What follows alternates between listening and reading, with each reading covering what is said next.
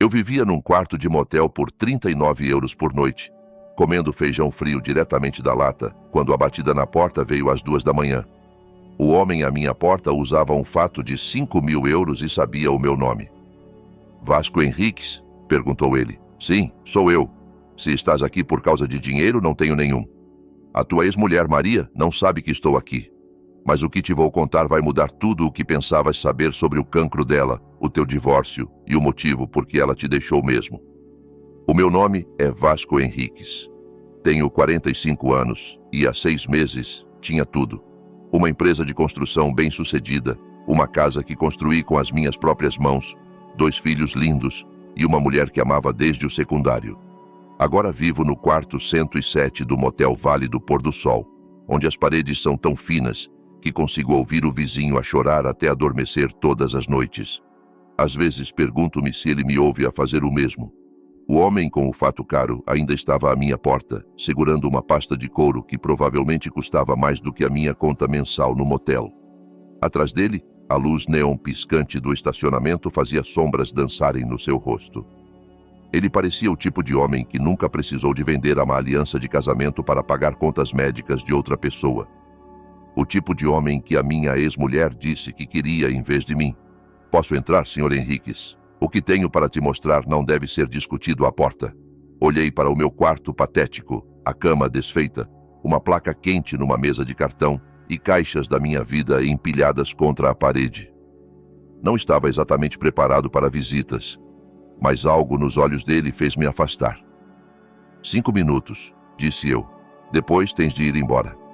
Ele entrou, pousou a pasta na minha cama e virou-se para mim.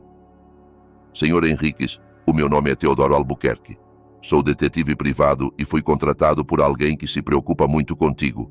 Alguém que nunca acreditou na história que a tua mulher contou. Ex-mulher, corrigiu, a palavra ainda amarga na minha boca. Sim, claro, a tua ex-mulher, Maria. Ele abriu a pasta e tirou uma pasta Manila grossa. Diz-me, Sr. Henriques, alguma vez conheceste o Dr. Henrique Vasconcelos antes do diagnóstico da tua mulher? O oncologista dela? Não. Ela encontrou-o através de uma referência de especialista. Disse que era o melhor em Lisboa para cancro ovárico. Por quê? Teodoro tirou uma fotografia. Mostrava Maria no que parecia um churrasco familiar, a rir com um homem que reconheci imediatamente, o Dr. Vasconcelos. Mas esta foto era datada de 3 anos atrás, muito antes do diagnóstico dela. O Dr. Henrique Vasconcelos é primo em 2º grau da tua ex-mulher, Sr. Henriques, e tem estado a ajudá-la a planear algo verdadeiramente maléfico nos últimos 2 anos. O quarto começou a girar. Agarrei-me às costas de uma cadeira para me equilibrar. Isso é impossível. Vi-a sofrer, a quimioterapia, a perda de peso, o medo nos olhos dela. Tudo cuidadosamente orquestrado, receio, mas chegaremos a isso. Ele tirou outro documento. Esta é uma declaração bancária de uma conta nas Ilhas Caimão. A tua ex-mulher tem estado a depositar dinheiro lá cada vez que vendias algo para pagar os tratamentos dela. A tua casa rendeu-lhe 400.000 euros. O teu equipamento de construção, outros 200.000. A Harley do teu pai, a tua aliança de casamento. Tudo foi direto dos pagamentos médicos para a conta offshore dela. Sentei-me com força na cama. O colchão barato rangeu sob o meu peso. As minhas mãos tremiam agora, e não do frio que se infiltrava pelas paredes finas do motel. Estás a dizer-me que ela nunca teve cancro? Os registros médicos foram falsificados.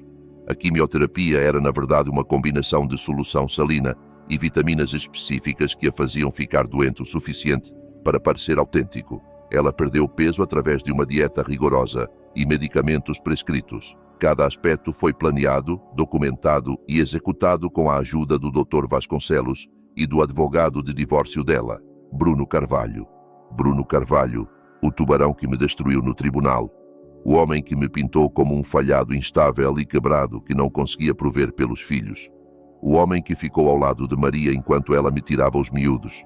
Há quanto tempo sabes disto? A minha voz saiu como um sussurro.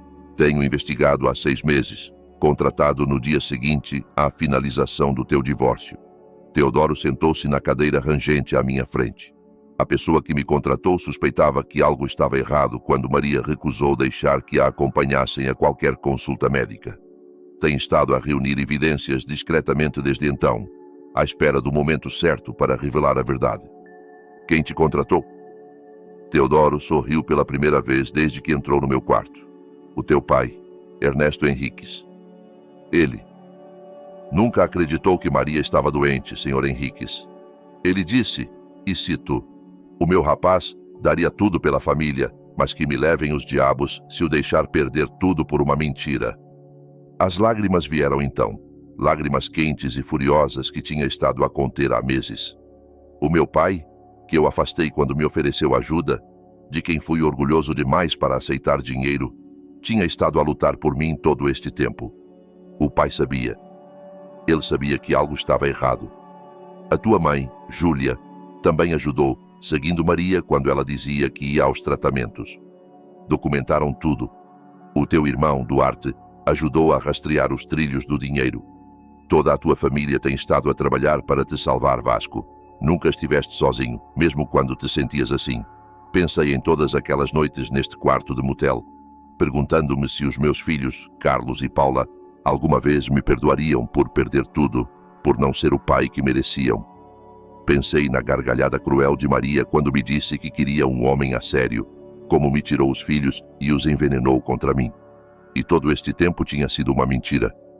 O que acontece agora? Perguntei. Teodoro levantou-se, endireitando o fato. Amanhã de manhã, às 9 horas, a Polícia Judiciária vai prender Maria e Bruno Carvalho por fraude, conspiração, desvio de fundos e cerca de uma dúzia de outros crimes. O Dr. Vasconcelos já confessou em troca de uma pena reduzida. Os teus filhos foram informados da verdade e estão atualmente com os teus pais à espera que vás para casa. Casa? Eu já não tenho casa. Na verdade, tens. Teodoro tirou uma escritura. O teu pai comprou a tua casa através de um fundo no dia em que a vendeste. Tem estado a mantê-la, deixando a tua oficina exatamente como a deixaste. Ele disse que ias precisar dela quando isto acabasse. Olhei para a escritura com o meu endereço. A casa que construí com as minhas próprias mãos, onde criei os meus filhos, onde pensei que envelheceria com Maria. Tinha estado à minha espera todo este tempo. Por que é que ninguém me disse mais cedo? Precisávamos de evidências irrefutáveis. A tua ex-mulher foi muito cuidadosa, muito inteligente. Um movimento errado e ela desapareceria com o dinheiro e possivelmente com as crianças. Tivemos de esperar até termos tudo documentado, cada crime provado para além de qualquer dúvida. Teodoro dirigiu-se para a porta, depois virou-se. O teu pai pediu-me para te dizer algo, ele disse. Fizeste exatamente o que eu te eduquei para fazer. Colocaste a família em primeiro lugar. Sacrificaste tudo por amor. O facto de ela ter explorado isso não te torna fraco, Vasco. Torna-a maligna, e o mal só vence quando os homens bons param de lutar. A tua luta não acabou. Está só a começar. Enquanto ele estendia a mão para a maçaneta da porta, encontrei a minha voz de novo. Espera, disseste que alguém bateu à minha porta e mudou tudo, mas ainda não mudaste nada. Só me contaste a verdade. Teodoro sorriu de novo, mais amplamente desta vez. Senhor Henriques, a verdade é o agente de mudança mais poderoso do mundo. Em 12 horas, a tua ex-mulher estará em custódia. Os teus filhos estarão de volta nos teus braços. O teu negócio pode ser reconstruído, mas o mais importante é que vais saber que a tua família nunca desistiu de ti. Se isso não é mudar tudo, não sei o que é. Ele abriu a porta para sair. Depois parou. Ah, e Vasco, o teu pai disse para te dizer que o Chico Pires e a tua antiga equipa de construção têm estado a recusar trabalhos há 6 meses, à espera que voltes. Eles nunca acreditaram em Maria também. Às vezes, a família que escolhemos é tão poderosa como a família em que nascemos. A porta fechou-se atrás dele, deixando-me sozinho no quarto 107 com uma verdade que reformularia tudo o que pensava saber sobre o pior ano da minha vida. Antes de tudo desabar, tinha o tipo de vida que outros homens invejavam. Não rico, mas confortável. Não famoso, mas respeitado.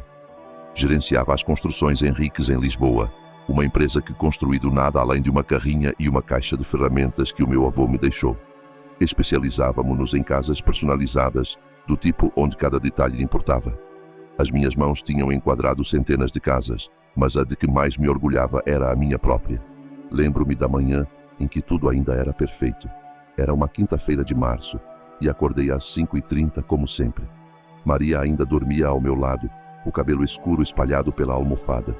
20 anos de casamento, e ainda me sentia sortudo a vê-la respirar. Ela deixara um bilhete na minha mesa de cabeceira como fazia todas as manhãs. O café está pronto. Os almoços no frigorífico. Amo-te, Vasco. Lá embaixo, o meu filho, Carlos, já estava à mesa da cozinha. 14 anos e construído como eu era nessa idade. Todos joelhos e cotovelos à espera que o resto dele acompanhasse. Estava a estudar o seu livro de jogadas para o treino de futebol de primavera. Bom dia, pai. Podes treinar jogadas comigo mais tarde. Depois do trabalho, filho. Vamos atirar a bola até o teu braço cansar. A minha filha Paula desceu a seguir, carregando o estojo do violino como se contivesse ouro. Tinha o talento musical da minha mãe e a determinação de Maria. Aos 14 anos, já era a primeira cadeira na orquestra do secundário, apesar de ser a mais nova. Pai, o concerto de primavera é no mês que vem. Vais lá estar, certo? Não perdia por nada deste mundo, querida. Esta era a nossa rotina. Pequeno almoço juntos, toda a gente a falar ao mesmo tempo. Maria a preparar os almoços enquanto nos lembrava de consultas no dentista e treinos de futebol. Eu beijava toda a gente em despedida e ia para o trabalho, onde a minha equipa já estaria a carregar as carrinhas. Chico Pires, o meu capataz há 8 anos, entregava-me o horário do dia. Vasco, temos o enquadramento da propriedade do Rio hoje e a senhora Pereira quer mudar o layout da cozinha de novo.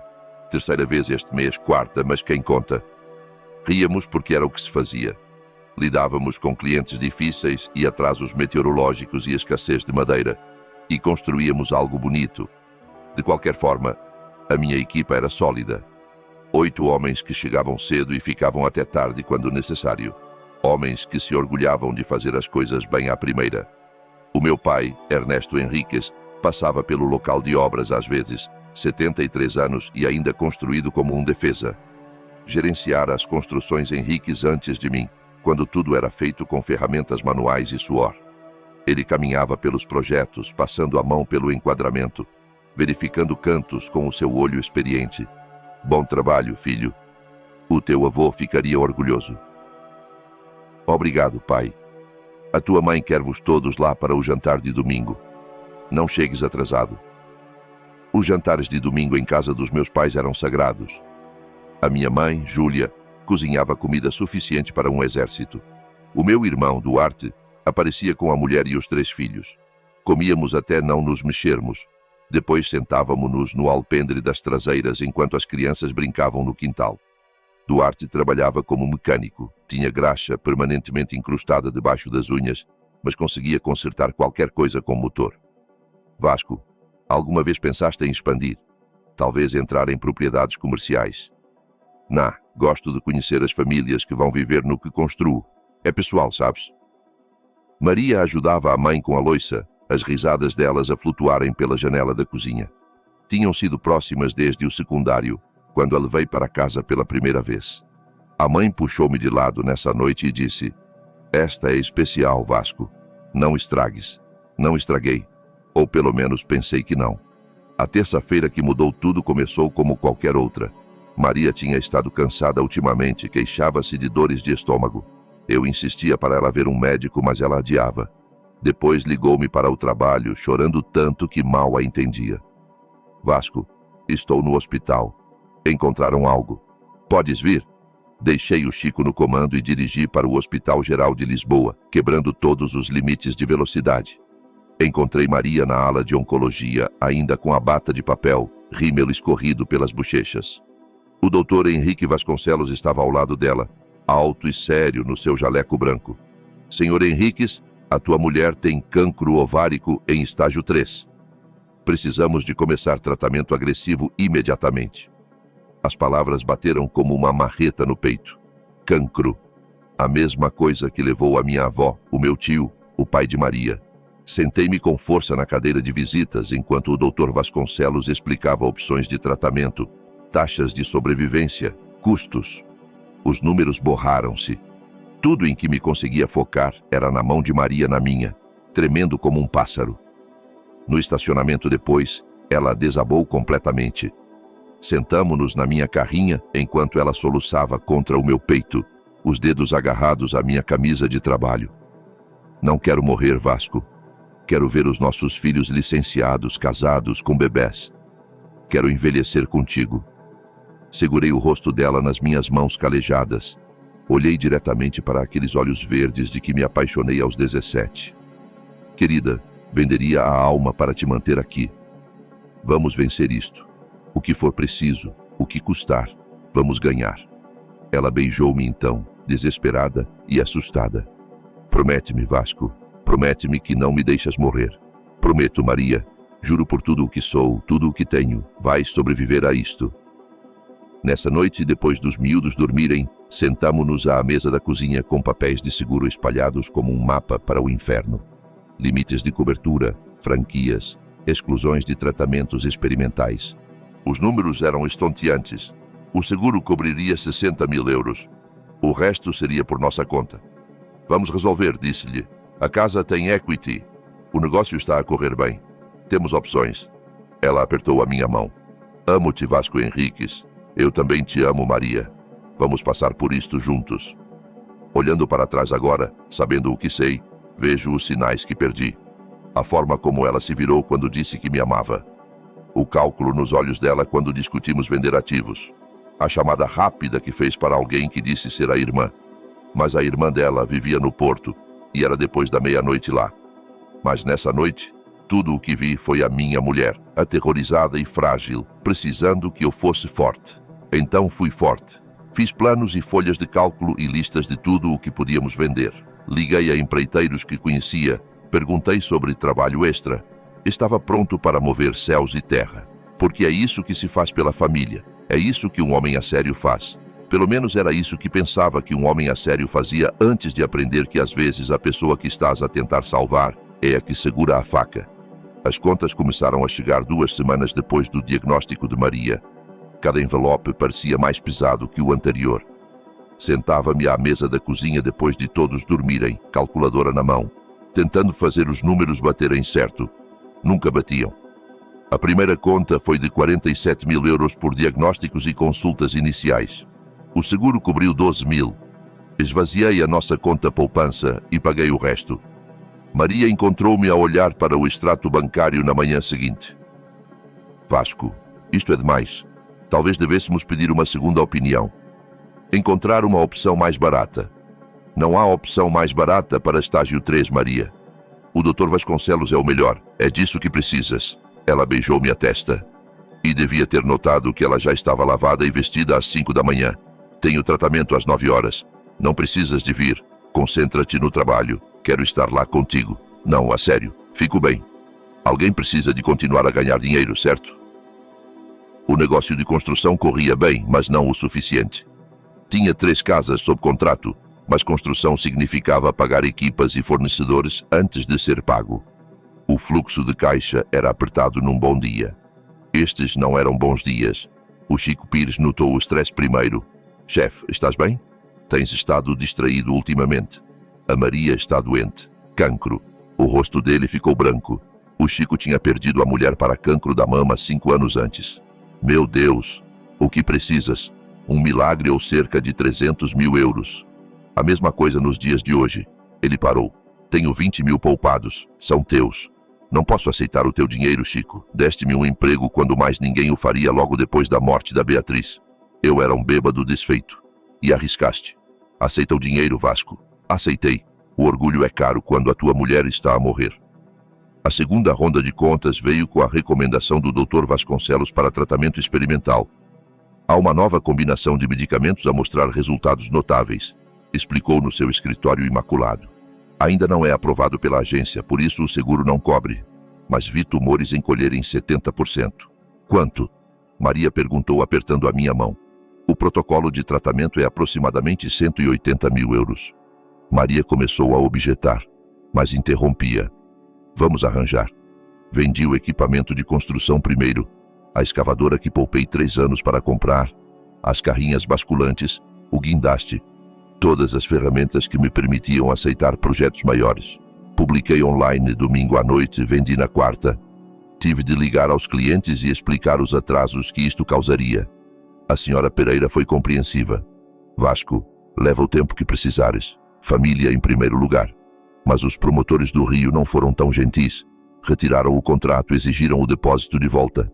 Assim, 60 mil euros em lucro futuro Desapareceram. Tive de dispensar a equipa a seguir. Chamei-os para o atrelado do escritório numa sexta à tarde. Estes homens trabalhavam para mim há anos. Tinham estado nas festas de aniversário dos meus filhos, na celebração da reforma do meu pai. Tenho de fechar por um tempo, rapazes. Desculpem. Miguel, o meu melhor enquadrador, abanou a cabeça. Podemos trabalhar por menos, chefe. Aceitar cortes salariais não seria suficiente.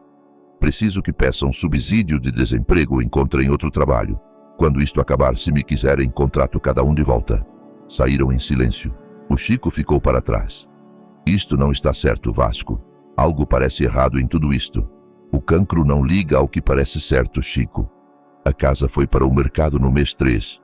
A casa que construí com as minhas próprias mãos, onde cada parede guardava uma memória. O Carlos encontrou-me na oficina que adicionei no ano em que ele nasceu. Pai, vamos mesmo mudar? É só temporário, filho.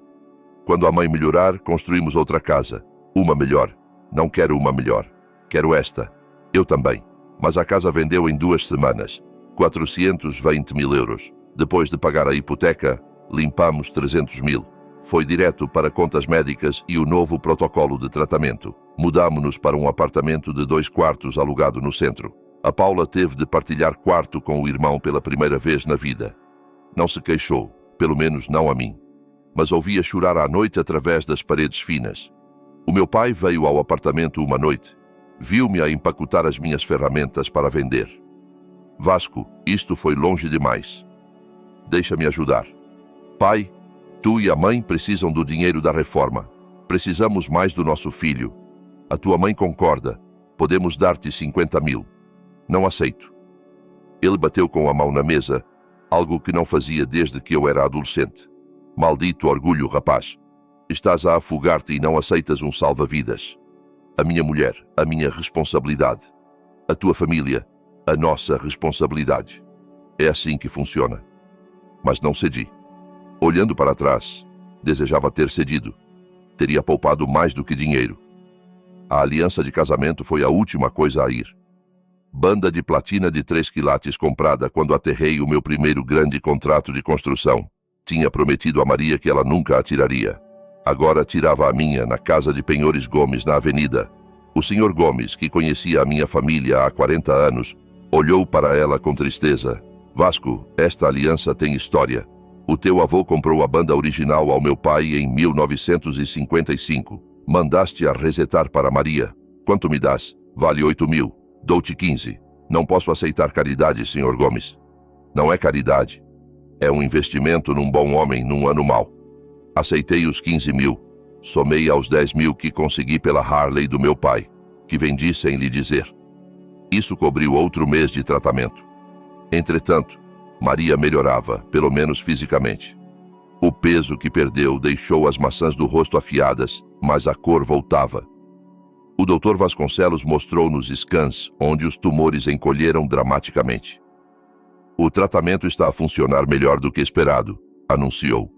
Acho que estamos a olhar para a remissão total em 2 meses. Maria chorou de alívio. Eu sentia nada além de exaustão. Tínhamos ganho, mas a que custo? Estava reduzido a nada, sem negócio, sem casa, sem poupanças. Mas ela estava viva. Isso devia bastar. O meu irmão Duarte puxou-me de lado no jantar de domingo. Vasco, algo não está certo. A Maria parece diferente. Ela passou pelo inferno, Duarte. Não, é outra coisa. A forma como te olha, como se estivesse desapontada ou algo. Estás a imaginar. Mas não estava. Eu é que não conseguia ver ainda. Ou talvez não quisesse ver. Quando dás tudo por alguém, não podes permitir questionar se valia a pena. Esse tipo de pensamento pode enlouquecer um homem. Na mesma semana em que o Dr. Vasconcelos declarou Maria livre de cancro, ela começou a receber mensagens que a faziam sorrir. Quando perguntei com quem falava, disse que era o grupo de apoio. Eles entendem pelo que passei, disse sem me olhar. Tu não entenderias. Devia ter sabido então. A mulher que partilhara tudo comigo por 20 anos de repente tinha segredos. Mas estava cansado demais para lutar, quebrado demais para pensar direito e aliviado demais por ela estar viva para questionar a distância que crescia entre nós. 6 semanas depois do scan final limpo de Maria, cheguei à casa de um trabalho diário para encontrar malas no quarto. Ela dobrava roupas com a precisão que usava quando estava zangada. O apartamento cheirava ao perfume caro dela, aquele que parara de usar durante o tratamento, mas de repente voltara a usar. Maria, o que se passa? Vamos para algum lado? Ela não olhou para cima da embalagem. Estou a deixar-te, Vasco. As palavras não faziam sentido. Acabara de passar 14 meses a vender tudo pelo que trabalhei para salvar a vida dela. Tínhamos ganho. Ela estava livre de cancro. Devíamos reconstruir juntos. Não entendo. É por causa do dinheiro? Reconstruo, Maria. Dá-me tempo. Ela finalmente olhou para mim e os olhos eram frios como gelo de janeiro. Olha para ti, Vasco. És patético. A trabalhar diário como algum imigrante ilegal, a viver neste buraco. Vestindo as mesmas 3 camisas porque vendeste tudo o resto. Vendi tudo para salvar a tua vida. E isso é exatamente o problema. Ela riu e foi um som que nunca ouvi dela antes. Cruel, afiado. Um homem a sério não teria perdido tudo. Um homem a sério teria encontrado forma de manter o negócio, a casa, a dignidade. Um homem a sério, dei tudo por ti. Não, deste tudo porque és fraco. O meu advogado Bruno Carvalho. Agora isso é um homem que sabe lidar com a vida. Ele viu o meu potencial, viu o que podia tornar-me sem tu me arrastares. Para baixo. Bruno Carvalho. Conhecia esse nome. Era o advogado de divórcio com o cartaz na A1. Aquele que dizia, tira-lhe tudo o que vale. Estás a ter um caso. Não é um caso quando o casamento já está morto, Vasco. Morreu no dia em que vendeste a nossa casa. Talvez antes. Vi-te a debater-te e a mendigar dinheiro. Vi-te a rastejar para o dono da casa de penhores. Vi-te a despedir a equipa como um cobarde. Foi nojento. As minhas mãos tremiam agora. Estava a tentar salvar a tua vida. Bem, parabéns. Salvaste-a. E agora, vou vivê-la devidamente com alguém que não é um falhado completo. Os papéis do divórcio já estavam prontos. Entregou-mos como se me desse uma fatura de trabalho. O Bruno diz que vais precisar do teu próprio advogado, embora não saiba como vais pagar. Peço custódia total das crianças, apoio conjugal e metade de quaisquer ganhos futuros do teu negócio de construção quando o reconstruires. Não podes tirar-me os miúdos, Maria. Posso e vou. Eles precisam de estabilidade, Vasco. Não de um pai que vive num motel e trabalha por baixo da mesa por dinheiro. O meu irmão Duarte chegou dentro de 1 hora da minha chamada. Encontrou-me sentado nas escadas do apartamento, papéis do divórcio ainda na mão. Leu-os, o rosto ficando mais vermelho a cada página. Isto é loucura, Vasco. Ela não pode fazer isto. Salvaste-lhe a vida. Aparentemente, isso torna-me fraco. Vamos lutar contra isto. Ligo para todos os advogados em Lisboa, se for preciso. Mas advogados custam dinheiro, e eu não tinha nenhum. A assistência jurídica atribuiu-me uma defensora pública chamada Patrícia Mendes, fresca da Faculdade de Direito e sobrecarregada com casos. Ela revisou os meus documentos financeiros com o entusiasmo de alguém a ler uma lista de compras. Senhor Henriques, não tens ativos, rendimento estável e estás a viver num espaço que não cumpre requisitos de custódia para 2 adolescentes. A senhora Henriques já se mudou para uma casa de 4 quartos no bairro Alto com o senhor Carvalho. Ele é o advogado de divórcio dela e agora o noivo, de acordo com estes documentos. Não parece bem. A audiência de custódia foi 3 semanas depois. Usei o meu único fato, o que guardei para funerais. Maria apareceu com roupas de designer que nunca vira antes. Bruno Carvalho ao lado dela, como se já tivesse ganho. O juiz Moreno Torres presidiu. Era conhecido por ser justo, mas estrito sobre o bem-estar das crianças. Maria testemunhou primeiro, pintando-me como instável, financeiramente irresponsável, possivelmente deprimido. Ele vendeu a nossa casa familiar sem me consultar verdadeiramente, disse ao juiz. Lágrimas perfeitamente cronometradas. Tomou decisões financeiras imprudentes que deixaram as nossas crianças sem estabilidade. Estou preocupada com o estado mental dele. Quando chegou a minha vez, tentei explicar. Meritíssimo, vendi tudo para pagar o tratamento de cancro de Maria. As contas médicas foram mais de 300 mil euros. E onde estão esses registros médicos? Interrompeu Carvalho.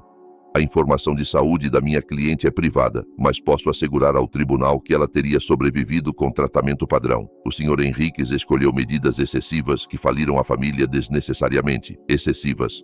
Ela tinha estágio 3 de cancro. O juiz Torres chamou a ordem. Depois veio a pior parte. Os meus filhos foram trazidos para testemunhar. O Carlos não me olhava nos olhos. A Paula olhava para as mãos. Preferem viver com a mãe ou o pai? Perguntou o juiz. A voz do Carlos foi plana, ensaiada. A casa da mãe é melhor para nós. O pai pode visitar, mas precisamos de estabilidade. A Paula só acenou, lágrimas correndo pelo rosto. Queria gritar que a mãe deles os treinara, ameaçara, mas não tinha prova. A Patrícia Mendes não objetou a nada. Parecia derrotada antes de começarmos. A decisão foi rápida. Dado a situação financeira atual do Sr. Henriques e arranjos de moradia, concedo custódia total à senhora. Henriques. O Sr. Henriques terá visitas supervisionadas a cada 2 semanas. Adicionalmente, pagará 500 euros mensais em apoio à criança e 30% de quaisquer ganhos futuros excedendo 40 mil euros anuais por apoio conjugal. Meritíssimo, nem tenho 500 euros.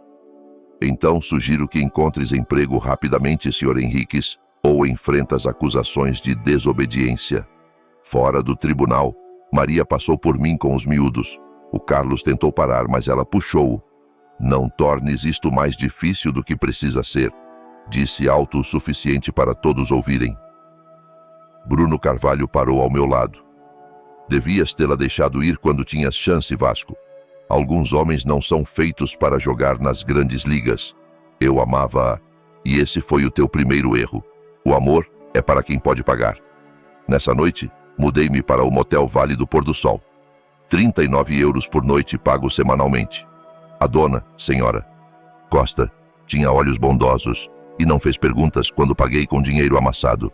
Quarto 107, disse, entregando a chave. É calmo. Pareces precisar de calma. O quarto cheirava a cigarros e falhanço. Uma cama, uma cadeira, uma TV com 3 canais. Sentei-me na cama e liguei ao Duarte. Perdi tudo, Duarte. Os meus filhos, a minha mulher, a minha vida inteira. Não perdeste tudo, Vasco. Ainda estás aqui. E enquanto estiveres aqui, podes lutar de volta. Com quê? Não tenho nada com que lutar. Tens-nos a nós, a mim, a mãe, ao pai. Não desistimos de ti. Mas sentado nesse quarto de motel, olhando para o teto manchado de água, desistira de mim mesmo. Fizera tudo certo. Tudo o que um bom homem devia fazer. E fora tudo por nada. Maria vivia numa mansão com o advogado. Os meus filhos achavam-me um falhado, e eu comia feijão enlatado num motel que alugava quartos a hora. 3 semanas passaram num borrão de trabalho diário e silêncio. Parei de atender chamadas da família. Parei de esperar que melhorasse. Existia, nada mais. Depois veio a batida às 2 da manhã que mudaria tudo. A batida que revelaria a verdade por trás da mentira que vivia. A batida que provaria que o meu pai lutara por mim todo o tempo, mesmo quando fui orgulhoso e quebrado demais para ver. As revelações de Teodoro Albuquerque sobre o falso cancro de Maria pairavam no quarto de motel como fumo de um fogo que não via. Olhei para os documentos espalhados pela cama, cada um mais condenatório que o anterior. Extratos bancários das Ilhas Caimão. Mensagens entre Maria e o Dr. Vasconcelos a planear consultas em horários que eu não poderia atender. Fotos dela com Bruno Carvalho datadas de 2 anos atrás, muito antes do diagnóstico falso. Isto não pode ser real, disse, a minha voz. Via sofrer. Os vômitos, a perda de peso, o medo nos olhos. Teodoro tirou um relatório médico. Xarope de ipecacuanha induz vômitos. Fentermina causa perda rápida de peso. Medicamentos para a ansiedade criam sintomas realistas de pânico. O Dr. Vasconcelos prescreveu tudo isto sob o pretexto de gerir efeitos secundários do tratamento. A tua mulher basicamente envenenava-se o suficiente para parecer doente enquanto destruías a tua vida para salvá-la. Levantei-me depressa demais e o quarto rodou. Preciso de ar. Há mais, Sr. Henriques? Mais? O que mais pode haver? Teodoro entregou-me uma transcrição. Esta é uma conversa gravada entre Maria e Carvalho de 3 dias antes de ela pedir o divórcio. Queres que leia a parte relevante? Acenei, incapaz de apara. A voz de Teodoro foi estável ao ler. Carvalho diz, o Vasco suspeita? Maria responde, está exausto demais para pensar direito. O tolo vendeu a aliança ontem. Chorou mesmo na casa de penhores, segundo o Sr. Gomes. Carvalho ri e diz, perfeito. Apresenta os papéis, segunda. Quando ele descobrir, estaremos nas Bermudas com o dinheiro dele. A raiva bateu-me como uma força física. Perfurei a parede, deixando um buraco no gesso barato. Os nós dos dedos sangravam, mas não sentia. Riram-se disso. Ela viu-me vender a aliança do meu avô e riu-se disso. O teu pai suspeitou algo quando Maria recusou deixá-lo visitar durante os tratamentos. Alegou ser emocional demais para ela. Mas o teu pai sabia melhor. Contratou-me há 6 meses. 6 meses. Vivo neste inferno há 6 meses. Precisávamos de evidências irrefutáveis. A tua ex-mulher foi muito cuidadosa. Um movimento errado e ela desapareceria com o dinheiro e os teus filhos. Tivemos de construir um caso à prova de bala. Teodoro tirou o telefone e mostrou-me um vídeo. Era o Dr. Vasconcelos no que parecia uma sala de interrogatório da polícia judiciária. Dr. Henrique Vasconcelos, disse uma voz fora da câmara. Estás a confessar fraude médica, fraude de seguros e conspiração para fraude financeira em troca de pena reduzida. É correto? Sim, respondeu Vasconcelos, o rosto pálido e suado. Maria é minha prima. Veio ter comigo há 2 anos com este plano. Disse que o marido estava a ficar aborrecido, que merecia melhor. Queria sair, mas precisava de dinheiro para recomeçar. Disse-lhe que era loucura, mas ofereceu-me 30% do que coletasse. Tenho dívidas de jogo. Precisava do dinheiro. O vídeo continuou. Ela nunca teve cancro, nunca. Cada scan que mostrei ao Vasco era de outros pacientes editados com informação de Maria. Cada tratamento era falso. A coisa toda era uma elaborada burla. Teodoro pausou o vídeo. Há 3 horas de confissão. Detalha tudo, incluindo como Maria começou a relação com Carvalho antes do diagnóstico falso. Carvalho deu-lhe a ideia depois de lidar com o divórcio de outro cliente onde o cônjuge tinha cancro. Sentei-me de novo na cama, cabeça nas mãos. Os meus filhos, ó Deus, os meus filhos acham-me um falhado. Sobre isso, disse Teodoro, tirando outro documento. O teu pai tem se reunido com eles em segredo, há 2 semanas. Mostrou-lhes alguma desta evidência. Eles sabem a verdade agora, Vasco. O quê? O teu filho, Carlos, ligou ao teu pai depois de encontrar a mãe a destruir documentos. Sabia que algo estava errado. O teu pai contou-lhes tudo. Estão em casa dele agora, à tua espera. Mas a ordem de custódia diz que não posso vê-los sem supervisão. Teodoro sorriu. Essa ordem de custódia está prestes a tornar-se irrelevante. Em aproximadamente 4 horas, às 6 da manhã, a polícia judiciária vai prender Maria e Bruno Carvalho. As acusações incluem fraude médica, fraude de seguros, conspiração, branqueamento de capitais e interferência custodial. O Dr. Vasconcelos foi preso ontem e está em custódia. Isto está mesmo a acontecer. Está a acontecer. O teu pai também queria que te dissesse outra coisa. Teodoro tirou uma escritura. Comprou a tua casa no dia em que a vendeste. Usou uma empresa fantasma para esconder a compra de Maria. Tem estado à tua espera. Olhei para a escritura. O meu endereço. A casa que construí com as minhas próprias mãos. O pai comprou a minha casa. Também manteve as tuas licenças de negócio atuais. Manteve o seguro de empreiteiro e tem estado a recusar clientes que queriam contratar as construções Henriques, dizendo-lhes que voltarias em breve. As lágrimas vieram então. O meu pai, que afastei por orgulho, lutara por mim todo este tempo. Há mais uma coisa, disse Teodoro. O Chico Pires e a tua equipa de construção têm se reunido em casa do teu pai todos os domingos. Têm recusado empregos permanentes, fazendo trabalho diário como tu, à espera que voltes. O teu pai tem ajudado-os financeiramente quando precisam. Não conseguia falar. A garganta parecia fechada com emoção. Teodoro levantou-se para sair. O teu pai queria que te desse isto. Entregou-me chaves de carro. A tua carrinha está no estacionamento. Tem estado a mantê-la. Há também isto. Era um cartão de visita de Teodoro Albuquerque, detetive privado. Nas costas, na caligrafia do meu pai. Filho, um homem não se mede pelo que perde, mas pelo que está disposto a sacrificar pela família. Sacrificaste tudo. Agora, deixa a tua família ajudar-te a reconstruir, sem mais orgulho. Vem só para casa. Pai, Sr. Henriques, disse Teodoro à porta. A tua ex-mulher pensou que te quebrou. Pensou que eras fraco por dares tudo para a salvar, mas nunca entendeu que a tua força não estava no que possuías. Estava no que estavas disposto a perder por alguém que amavas. Isso não é fraqueza. É o tipo de força que a maioria das pessoas nunca terá. Depois de ele sair, sentei-me na escuridão do quarto 107 por 1 hora, processando tudo. Depois levantei-me, tomei banho, vesti a minha última camisa limpa e saí para o estacionamento. A minha carrinha estava lá, brilhando sob a luz da rua. A mesma rachadura no para-brisas de onde o Carlos bateu uma bola de beisebol há 2 anos. A mesma mancha de café no banco do condutor de quando a Paula derrubou a minha caneca, apressada para a escola. Dirigi para a casa do meu pai ao nascer do sol. Toda a família estava no alpendre da frente. O Carlos e a Paula correram para a carrinha antes de eu estacionar. Pai, soluçou Paula contra o meu peito. Desculpa tanto. A mãe obrigou-nos a dizer aquelas coisas no tribunal. Disse que nos mandava para um colégio interno se não o fizéssemos. O Carlos, tentando ser forte, mas falhando, abraçou-me mais forte que nunca. Sabia que algo estava errado, pai. A forma como a mãe ria sobre vender a casa não estava certo. O avô mostrou-nos a verdade. Ela é maligna, pai. É mesmo maligna. O meu pai ficou no alpendre, a minha mãe ao lado.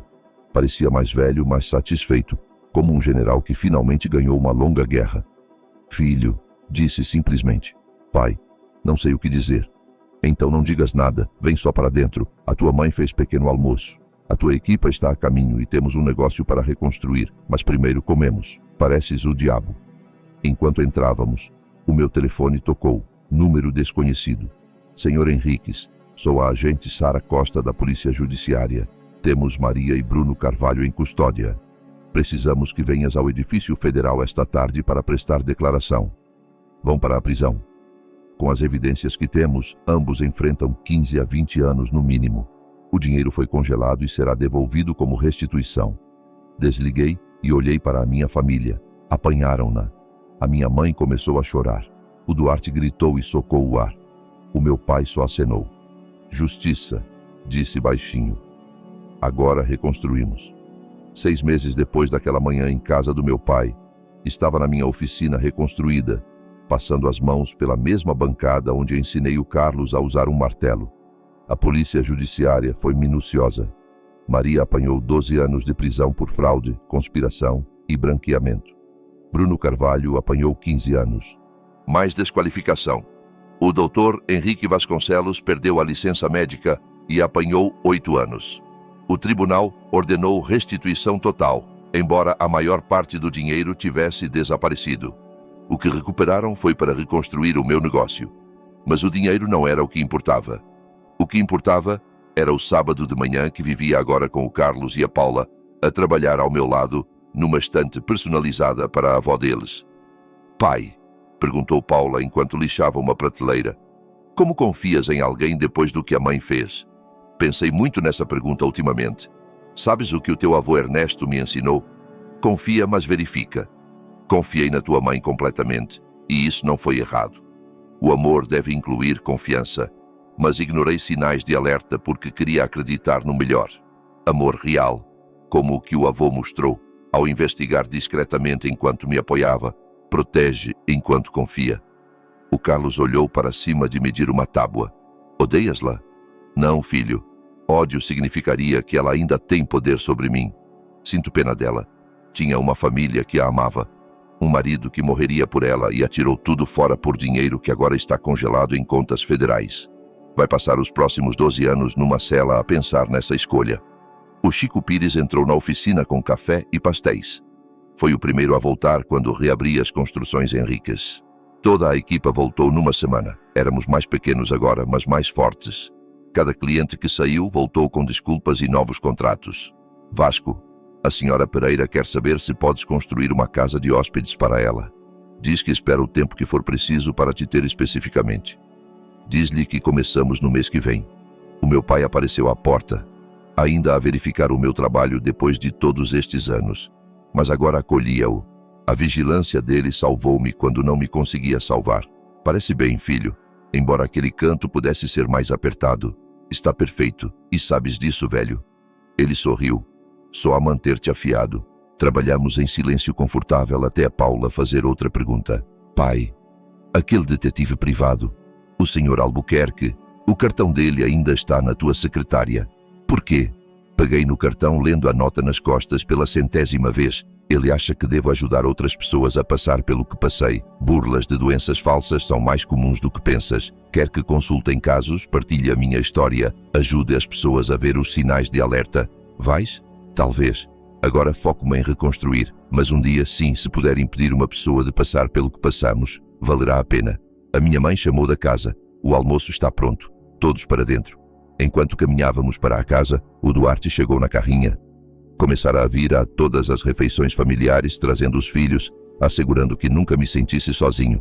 A casa estava barulhenta de novo, cheia de vida e risos e discussões sobre equipas de futebol. Depois do almoço, fiquei no alpendre das traseiras com o meu pai, vendo as crianças jogar basquetebol no acesso. O mesmo cesto que instalei 15 anos antes ainda lá pendia. Um pouco enferrujado, mas sólido. Pai, nunca te agradeci devidamente. Não precisas. Sim, preciso. Salvaste-me a vida quando desistira dela. Ele pôs a mão no meu ombro, o aperto ainda forte aos 74.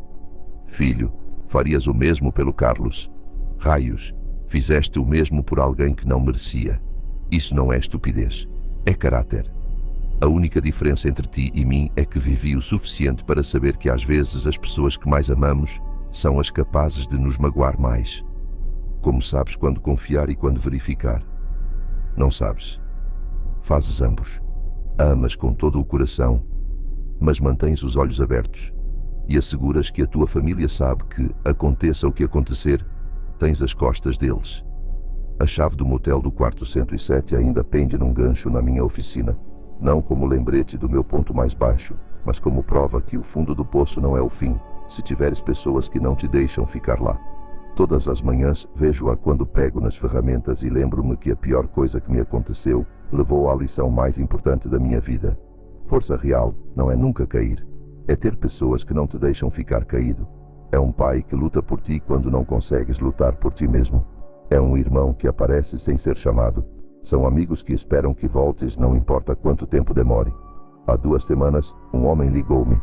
A mulher dele fora diagnosticada com uma doença rara no sangue. E algo parecia errado na situação toda.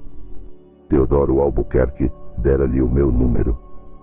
Senhor Henriques, não sei para onde me virar. Já vendi o carro e ela pressiona-me para vender a casa. Podes encontrar-me amanhã? Perguntei. E traz toda a papelada médica que tens. Encontrei 3 inconsistências nos primeiros 5 documentos. A assinatura. Do médico variava ligeiramente. O cabeçalho do hospital era de uma instalação que fechara 2 anos antes. A medicação prescrita não era usada para a doença que ela alegava ter. A mulher desse homem está agora sob investigação. Ele ainda tem a casa. Como posso agradecer-te? Perguntou quando confirmamos a fraude. Acabaste de o fazer. Cada pessoa que ajudamos torna o que passei valioso. O meu filho Carlos escreveu recentemente um ensaio para a escola sobre heróis. Escreveu sobre o avô, o homem que lutou uma guerra silenciosa para salvar o filho. Escreveu sobre mim, que dei tudo por amor, mesmo quando esse amor era uma mentira. Mas principalmente escreveu sobre como às vezes o herói real é a pessoa que te vê no teu pior e diz: levanta-te, ainda não acabamos. A professora ligou-me preocupada que a história fosse madura demais para um miúdo de 14 anos. Ele viveu-a, disse-lhe.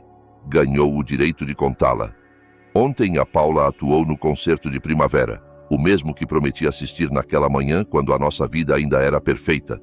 Sentei-me na fila da frente entre os meus pais, o Duarte do meu outro lado, o Chico e a equipa a encher o resto da fila. Quando tocou o solo, pensei em todos os concertos que Maria perderia da cela da prisão. Mas principalmente pensei em segundas chances, na graça que não merecemos, mas às vezes recebemos, em pais que recusam deixar os filhos desaparecer na escuridão, na diferença entre estar quebrado e estar aberto. A batida na porta do meu motel naquela noite não revelou só a verdade sobre a decepção de Maria. Revelou a verdade sobre amor, família e os laços inquebráveis que nos sustentam quando não conseguimos ficar de pé sozinhos. Eu era um homem que perdeu tudo, salvando alguém que nunca esteve doente. Mas ao perder tudo, encontrei o que realmente importava.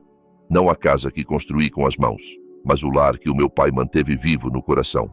Não o negócio que criei, mas a irmandade que esperou pelo meu regresso. Não o casamento que pensava ter, mas a família que nunca me largou.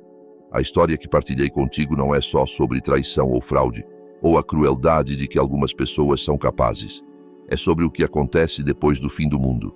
É sobre as pessoas que aparecem às 2 da manhã de fato ou com roupas de trabalho e Tupperwares prontas para te ajudar a reconstruir do nada. Se estás a ver isto e foste quebrado por alguém em quem confiavas, sabe isto: a tua história não acabou. Há pessoas a lutar por ti que talvez nem saibas. Há mãos estendidas na escuridão, à espera que as agarres. O fundo do poço não é o fim. Às vezes é só a fundação para algo melhor. O meu nome é Vasco Henriques. Sou trabalhador de construção, pai, filho e sobrevivente da pior traição imaginável. Mas ainda estou aqui, ainda a construir, ainda a confiar, mas agora verificando também. E aquela batida na porta do meu motel. Não era só alguém a vir contar-me a verdade. Era a vida a recusar deixar-me desistir, recusando deixar a crueldade de Maria ser o fim da minha história. Era o amor do meu pai, vestindo um fato e carregando evidências, recordando-me que família não é sobre sangue ou certidões de casamento. É sobre quem aparece quando estás a comer feijão frio num quarto de motel e diz: hora de vir para casa, filho. Temos trabalho a fazer. Obrigado por ouvires a minha história. Se ressoou contigo, se conheces alguém que precisa de ouvir que sobreviver à traição é possível, por favor partilha este vídeo. Deixa um comentário sobre as tuas experiências com família, confiança e reconstrução. E subscreve este canal para mais histórias de pessoas comuns enfrentando desafios extraordinários e encontrando o caminho de volta à luz. Lembra-te, nunca estás tão sozinho como pensas. Alguém algures luta por ti. Às vezes vestem um fato de 5.000 euros e carregam evidências. Às vezes é o teu pai que nunca parou de acreditar em ti. Às vezes és tu mesmo, o teu futuro tu, que sabe que isto não é onde a tua história acaba. Fica forte, confia, mas verifica. E nunca esqueças que amor real não te quebra. Reconstrói-te peça a peça.